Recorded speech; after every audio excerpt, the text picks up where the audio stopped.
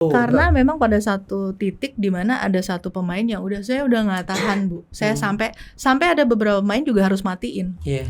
Jadi kan Mereka sedih kan benar. gitu.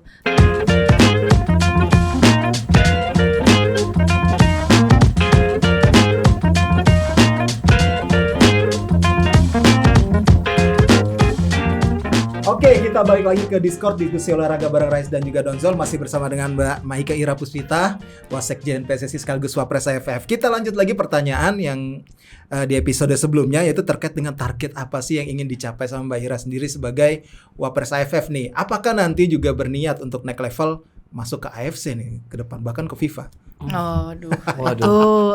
Amin nggak nih? Targetnya amin ya. Cuman satu-satu dulu supaya kita bisa targetnya tercapai. Kalau di AFF balik lagi, ini kan kita bekerja dengan keluarga yang paling kecil dulu nih gitu. Keluarga yang kita punya saudara ada 11. Football family-nya ya. Football family-nya. Nah, dari 11 saudara kita ini, mereka juga punya kekuatannya sendiri-sendiri. Contohnya Australia sama Thailand. Mereka yang pertama kali Australia pertama kali 2017 masang VAR, kemudian diikuti sama Thailand. Kalau kita ribut-ribut, ayo dong pasang VAR. Kita sebenarnya bisa minta dengan mereka dari tetangga terdekat kita gitu, dari saudara terdekat kita. Kenapa kita harus jauh-jauh? Oh, harus ke Eropa gitu kan? Kenapa nggak kita lihat dari tetangga kita yang paling dekat dulu? Misalnya dari Australia atau dari Thailand lah, dengan mindset dan dengan culture yang sama gitu. Dekat. Jadi, lebih dekat ya. Benar, sharing knowledge-nya tuh seperti apa sih gitu kan. Jadi kita buka dulu deh, kita belajar buka diri juga. Kita belajar buka diri untuk Vietnam misalnya. Gimana caranya mereka bisa menunjukkan mentalitas yang luar biasa di lapangan. Atau dengan Singapura dan Malaysia, tidak cuma sepak bola laki-lakinya aja, tetapi sepak bola perempuannya juga. Filipina, sekarang kita juga udah luar biasa mereka sepak bola Filipina yang wanitanya ya kemarin. Iya, jadi kemarin waktu kita di lolos yang perempuan yaitu sepak bola wanitanya di Piala Asia, ngelihat Thailand kayak gitu mainnya, Filipina kayak gitu. Ya memang posisi kita setelah 38 tahun masih di peringkat 12 gitu. Jadi ya banyak banget, dan kita mulai dari peringkat terkecil dulu deh. Kalau misalnya nanti untuk kedepannya ke AFC atau ke FIFA sekalipun, wajar sekali kalau misalnya siapapun nantinya kita punya perwakilan satu orang, bahkan harusnya lebih, karena apa? Populasi kita ini besar sekali, banyak sekali gitu. Jadi banyak yang harus dikerjakan, banyak juga yang harus dipelajari, dan kita harus berani keluar. Kita harus berani keluar, jangan cuma berani di dalam aja. Nah, ini yang sering menjadi pertanyaan juga Mbak Ira, dan mungkin ya kita tuh negara besar punya power dan punya bergen sebenarnya. Dari sisi rating tadi mungkin kalau kita ngomong-ngomong ya banyak segala macam, kita punya power untuk itulah bergen. Tapi kita tidak punya orang yang ada di posisi jabatan yang punya kekuasaan untuk memegang kebijakan saat ini ya. Gitu. Kenapa sih kok sulit gitu bagi kita, bagi PSSI mungkin ya, karena kan pasti representasinya dari PSSI dong gitu, untuk menaruh orang-orang penting ya. Kemarin contohnya mungkin di kompetisi sekarang Pak Hendri lah ya di AFC gitu, di AFS setelah Mbak Tisa, Mbak Ira gitu. Nah tapi sejauh ini ya Pak Hendri pun saya nggak tahu ya punya kekuasaan seperti apa di kompetisi gitu terkait di AFC gitu. Nah kebijakan-kebijakan ini bahkan harusnya kita sudah punya jabatan di Wapres AFC harusnya dengan negara sebesar kita ya gitu. Nah ini bentuk politik ini kan sebenarnya juga berpengaruh terkait dengan mungkin pengajuan Piala Asia kayak gitu-gitulah ya. Ya kayak posisi-posisi strategis itu, nah ya yang kita sulit tuh. Mbak Ira ngeliatnya gimana? Sebenarnya sih di kitanya dulu sebenarnya. Maksudnya dari PSSI kita juga minta dukungan nih dari 270 juta jiwa. Coba tolong beri dukungannya yang membangun, kritiknya yang membangun. Jadi kita juga mendengarkan kok apa yang teman-teman kita semua, yang teman-teman 270 juta teman-teman kita ini suarakan gitu. Coba berikan kritikan yang membangun sehingga PSSI juga bisa lebih solid dalam bekerja. Karena kita kalau diberikan lingkungan yang kritikannya tuh negatif Iya, terus harusnya kan positive gimana vibes sih? ya, Kok gitu. iya, ayo bantu sama-sama dengan PSSI. Dan di dalam PSSI-nya sendiri, saya juga merasa sekarang ini merupakan waktu atau kesempatan yang luar biasa yang diberikan kepada saya. Pada akhirnya saya juga bisa keluar. Dan inilah juga kesempatan yang seharusnya nanti insya Allah juga diberikan kepada teman-teman yang lain gitu. Dan sebenarnya tidak ada hierarki juga. Jadi kalau misalnya memang mau maju ke sana, ya apa namanya, ya kita jalinan komunikasi dulu aja gitu. Kita buka diri dulu aja. Kita mulainya pelan-pelan, jangan langsung kita negara besar kita harus ada di situ. Ya pelan-pelan, komunikasi aja dulu dibangun gitu. Oke. Mbak, balik lagi nih yang tadi kita ngomongin sepak bola wanita. Kita bahkan sama Filipina kita udah mulai ya sedikit tertinggal karena mereka udah main di Piala Dunia. Kita di Piala Asia pun karena di grup neraka juga dihajar kanan kiri depan belakang kan. Itu saya sedihnya karena itu pemain-pemain futsal sepak bola putri itu juga suka main latihan sama saya juga di futsal segala macam pemain-pemain itu. Jadi saya tahu bagaimana rasanya perjuangan mereka juga apalagi dicaci maki apalagi udah habis selesai pertandingan foto bareng gitu. Jadi tapi sebenarnya Mas Donsol kalau misalnya saya mau bertanya gitu ya, karena saya ada di situ waktu itu. Kita dibantai sama Australia 18-0. Saya sampai ngomong sama DGS yang sama deputi sekjennya Australia, udah dong jangan ngegolin lagi, lo bisa gak sih ngomongin sama pemain lo gitu, sekasarnya ya, maksudnya hakingnya. Tapi setelah itu saya melihat itu luar biasa loh Mas.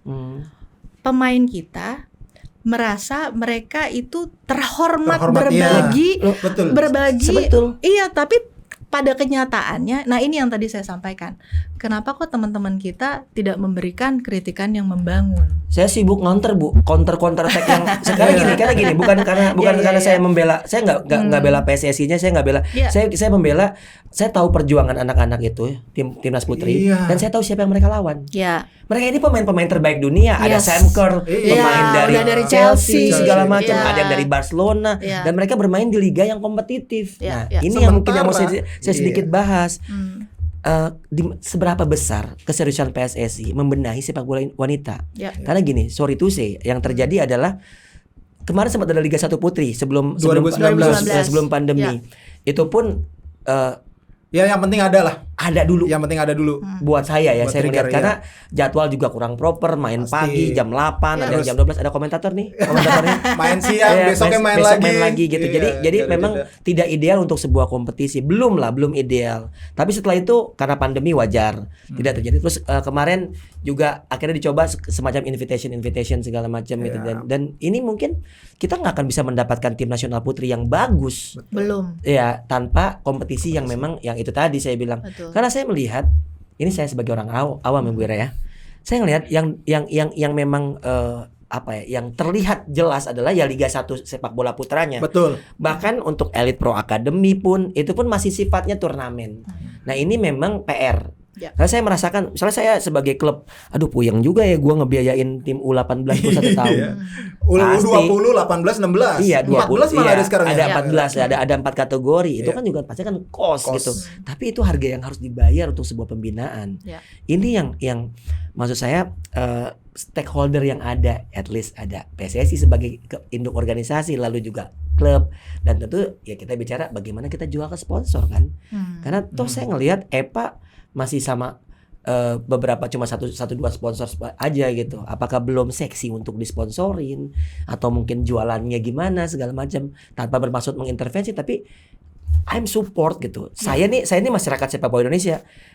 Itu anak-anak cewek itu dimaki-maki, itu saya sibuk ngonterin. Lu nggak ngerti bola, lu tahu nggak yang dilawan tuh siapa? Ibaratnya sepak bola pria kita masuk Piala Dunia, lawannya Messi. Udah pasti nggak 5-0 udah bagus gitu kan. Nah itu yang saya lihat. Nah kalau misalnya dari Mbak Ira sendiri terkait dengan udah di dalam nih, apalagi wanita nonton langsung lagi kan sedih ya. Kasihan sama anak itu, perjuangannya udah kayak gimana. Nah melihat untuk kedepannya, apakah kita akan memiliki timnas putri yang baik? Pertama saya hats off banget nih sama pemain timnas kalau bicara soal berkaca dari pengalaman ke belakang. Betul. Ya. Karena sekarang mentalitas pemain kita perempuan, pemain wanita kita itu tidak hanya pada saat di lapangan tetapi setelahnya dengan semuanya netizen itu mental juga kan. Berat itu. Karena memang pada satu titik di mana ada satu pemain yang saya udah nggak tahan Bu, saya sampai ada beberapa pemain juga harus matiin. Jadi kan sedih kan gitu. Tapi memang ini bukan tugas cuman satu orang, kayak tadi Mas Donzol bilang, ini semua tugas kita bersama kok. Gitu. Memang kita ini pucuknya gitu, kita yang harus ngebuka jalan. Kalau dari saya pribadi, saya ngelihat ya pasti saya punya beban atau tanggung jawab yang lebih karena saya perempuan. Pasti saya juga mau memajukan gender saya sendiri dong. Betul. Jadi kalau misalnya kita lihat sejarah tahun 80-an, sepak bola wanita itu kita sudah ada di posisi 2 terbesar di Asia Tenggara. Ada tahu dan kawan-kawan ya. Dan posisi 4 gitu. Dan ternyata kita pernah kok ada di posisi itu. Pada akhirnya kita hilang dengan segala kesemrawutan. Dinamika. Jangan kesemrawutan dinamika yang ada. Kalau jurnalis emang kayak gitu. Cuma sekarang kita mulai gak usah muluk-muluk dulu deh gitu. Jadi mulainya ini kita masih ada Liga 1 wanita PR kita. Jadi kemarin kan Pertiwi Cup juga diadakan. Pertiwi Cup. Gitu. Itu juga udah kita satu tik lah gitu. Kemudian kan klub licensing ini juga jangan lupa. Klub licensing ini kan juga ada salah satu kategori yang harus ditik juga. Tahun depan kita sudah akan ada kualifikasi untuk U17 dan U20 perempuan untuk Asia. 2024 nanti sudah ada Piala Asianya. Nah, jadi kan kita juga dipaksa untuk ke arah sana kan. Dipaksa gitu secara tidak langsung. Dan mulai paksaan itu kemudian kita coba untuk memberikan environment-nya juga. Dari PSSI kita kemarin sudah buka jalur dengan French Football Federation. FFF Prancis. Sekjennya kan perempuan. Sekjennya itu juga bekas pemain sepak bola. Timnas Prancis. Jadi sangat-sangat terbuka untuk kerjasama. Terus terang kita tuh udah kalah start sama Singapura karena mereka udah bikin duluan. Dan sebenarnya juga waktu kita Suzuki Cup kemarin waktu di Singapura tahun 2021, saya sama Coach Indra Safri punya kesempatan untuk ngelihat French Football Academy di sana. Makanya akhirnya kita lanjut, yuk kita bukan mengakomodir ya, tetapi kita asistensi aja untuk membantu mereka membuka French Football Academy di Jakarta. Saat ini kan di Jakarta, baru di Jakarta aja ada 5 tempat. Ada beberapa titik ya. Ada di Aldiron. Betul, di Pulau Mas ya. Di Pulau Mas juga. Pulau Mas. Nah, ini nanti memang rencananya udah di-spill duluan nih. Enggak apa-apa, emang harus di sini di-spill. Jadi memang rencananya itu adalah salah satunya pengembangan sepak bola wanita, gimana caranya membuat tempat yang aman. Untuk perempuan bermain sepak bola, gitu. Karena kan perempuan juga kan risih dong kadang-kadang gitu. Kalau misalnya cowok-cowok catcalling lah, kita pakai celana pendek. Dan dipandang sebelah mata. Itu, gitu. Jadi kita coba create safe environment-nya dulu, gitu. Jadi ini bukan proses yang pendek, nggak bisa kita juga instan. Itu satu. Terus kedua, coach kita kan juga coach timnas wanita kita luar biasa. Kemarin juga waktu di terakhir ini kan kita ada AFF U18. Umur 13 sudah diturunin kan. Itu pemain saya, Bu. Claudius Numan. Itu saya latih dia. Saya latih dia nih, sorry ya, bukan bermaksud jualan. 1,5 tahun yang lalu saya ketemu dia. Saya ada di grassroots, saya ngelatih. Terus saya sempat ngomong gini, karena dia pemain yang debut saya sebagai pelatih, dia mencetak 2 gol. Saya nge-tweet gini di Twitter, Ini pelatih lapangan gede ya, lapangan gede. Iya, saya bilang kayaknya 3 tahun sampai 5 tahun dari sekarang anak ini akan jadi pemain tim nasional sepak bola Indonesia putri. Saya bilang kayak gitu. Saya salah. Ternyata 1,5 tahun. Berapa nomor telepon? Karena saya ngelihat, karena memang dia ponakannya dari Coach Timo gitu. Tapi memang anak ini punya bakat nggak cuma bola. Olahraga yang lain pun dia berbakat. Tapi anak ini sangat pendiam, nyetak gol pun hampir nggak ada ekspresi. Sampai kemarin saya merinding, saya nyetak gol, saya kaget. bukan benar-benar luar biasa karena kan dia bermain di level usia yang berbeda, U18 di U13 tahun. Iya benar. Dan itu berarti kan dia punya mental yang bagus dan ya Coach Rudy memang akhirnya memang bertemu dengan orang tuanya segala macam, akhirnya ngelihat langsung ke klub tersebut untuk ngeliat bagaimana pemain-pemain ini. Ada lagi Bu nanti, nih di bawahnya Claudia ada lagi ya mungkin bakalan kedepannya bakal dia juga itu luar biasa kemarin sempat kita coaching klinik juga. Wah ini bakal jadi lagi. Jadi mudah-mudahan sebenarnya banyak sekali potensi talenta. Potensi talenta dan orang tua yang katakanlah sudah mengizinkan anak putrinya main bola. Karena saya ngelatih itu udah lama Bu, ngelatih cewek itu saya kebagian nitipin sepatu. Karena kalau sepatu dibawa pulang dibakar sama orang tuanya. Itu terjadi. Ini real terjadi. Jadi masih banyak ngumpet ya. Masih banyak orang tua yang tidak setuju wanita itu bermain sepak bola. Padahal di Indonesia bakatnya banyak. Itu sih kurang lebih. Nah dari itu intinya kompetisi kapan jalan untuk Liga 1 Putri itu Bu. Kalau nggak salah dengar jadi ke situ ya, jauh banget ya tadi ngobrolnya. Maksudnya saya mau nyari job juga Bu. Lumayan kalau balik lagi ke pendaringan.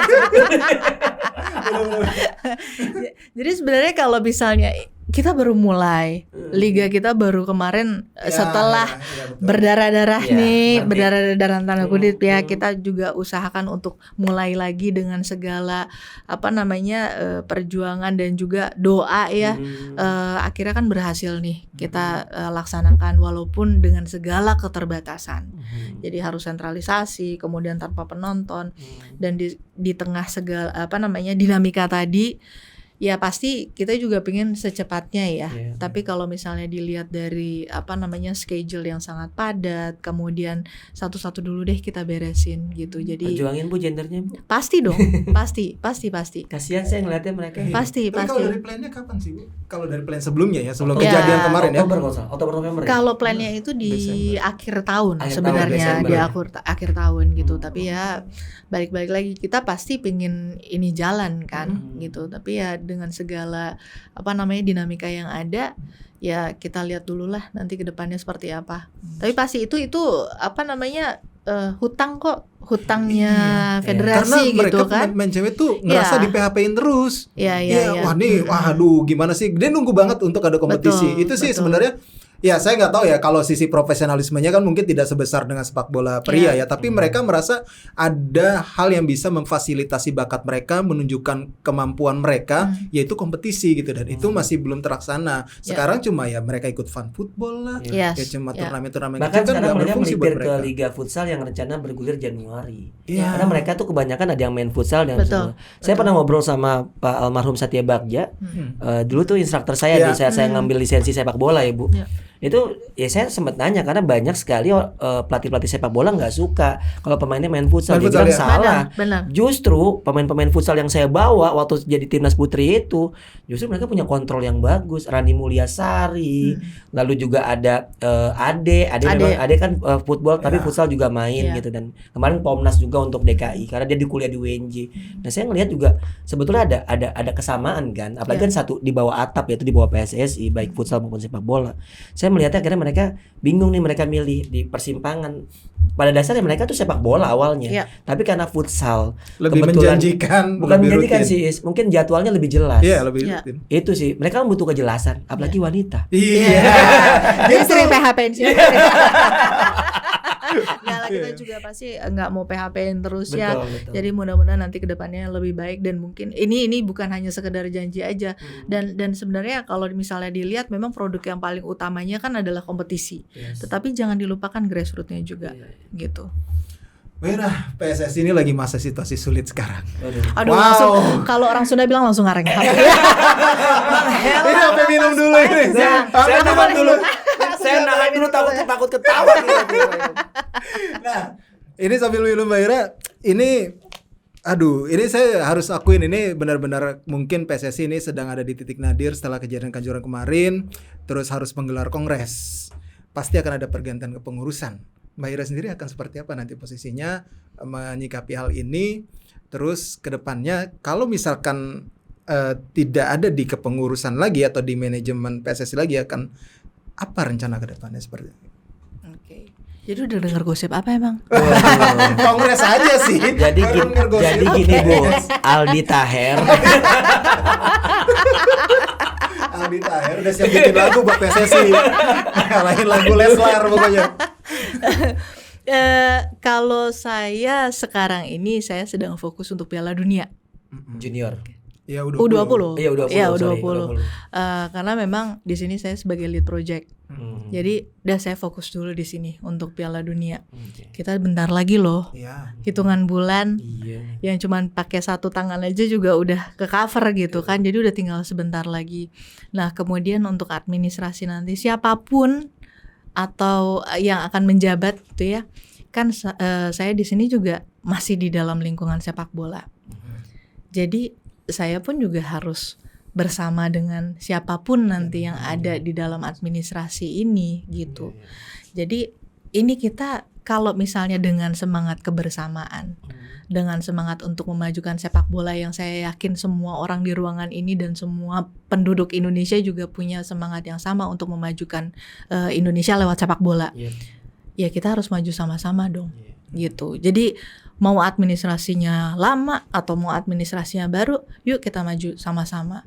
Gitu. Karena ini etalase yang tepat untuk ngasih lihat wajah sepak bola Indonesia di dunia ya. Iya. Piala Dunia. Iya, benar. Piala Dunia U20 sendiri kemarin FIFA koreksinya apa, Mas?